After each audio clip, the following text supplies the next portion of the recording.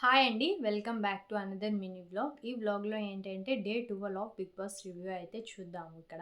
ఇక్కడ మొత్తం కూడా ఫీమేల్ డామినేషన్ అయితే జరిగిందండి. తనుజ, ఇంకా రీతు, సంజన గారు వీళ్ళు ముగ్గురైతే చాలా బాగా ఆడారు.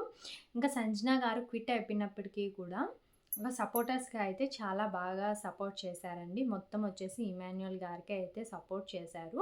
ఇంకా ఇక్కడ డిఫెండింగ్ విషయానికొచ్చేస్తే తనుజ అయితే మంచిగా డిఫెండ్ చేసుకునింది రీతుతో అయితే నాకనిపించింది. ఇంకా రాము రాథోడ్ విషయానికొస్తే ఇక్కడ రీతు చౌదరి అన్ని బాల్స్ కూడా తన బాస్కెట్‌లో వేసుకున్నప్పటికీ కూడా రాము గారైతే ఏమీ డిఫెండ్ చేసుకోకుండా అలాగే నిలబడుకున్నారండి.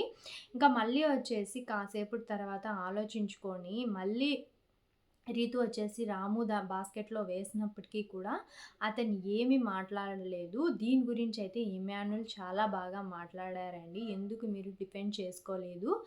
ఒక్క బాల్ కూడా ఉండీకుండా నీకోసం గమ్ముగా అలాగే నిలబడుకొని ఉన్నప్పటికీ నువ్వెందుకు అలాగే ఉన్నావు? ఒక్క బాల్ కూడా ఉంచకుండా ఎందుకు తీసేసుకున్నావు? అనేసి ఇమాన్యుయల్ మాట్లాడడం అయితే నాకు చాలా బాగా అనిపించిందండి ఇక్కడ.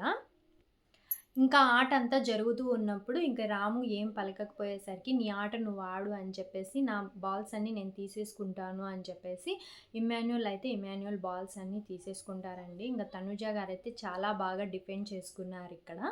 ఇంకా ఇలా అయితే టాస్క్ అయితే కంప్లీట్ అయిపోయింది. ఇంకా ఫైనల్‌గా అయితే రాము గారైతే పర్మనెంట్ ఓనర్ అయితే అయిపోయారండి.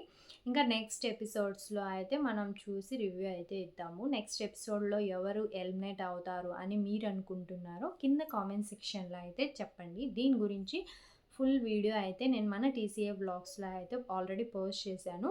కింద లింక్ కూడా ఇస్తాను. అక్కడికి వెళ్ళి అయితే మీరు చూసేయండి కంపల్సరీగా. ఎలా అనిపించిందో వీడియో ఒక్క కామెంట్ అయితే చేసి వెళ్ళండి. Thanks for watching my video అండి. ఓకే. బాయ్.